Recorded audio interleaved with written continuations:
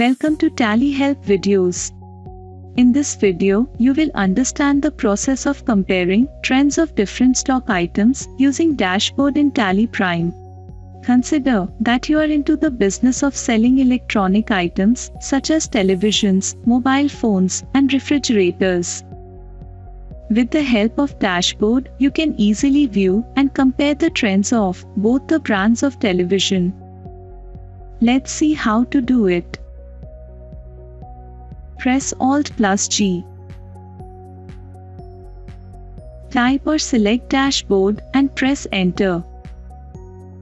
Press Alt+A to add a tile. Type or select stock item trend and press Enter. Select the stock item, for instance LG television, and press Enter. You can now see the stock item trend for LG television.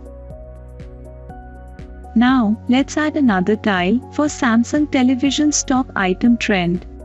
Press Alt+A to add a tile. Type or select stock item trend and press Enter. Select the stock item, for instance Samsung television, and press Enter. You can now see the stock item trend for Samsung television. You can view both tiles and compare their stock item trends. Similarly, you might be working in a different industry and want to compare stock item trends.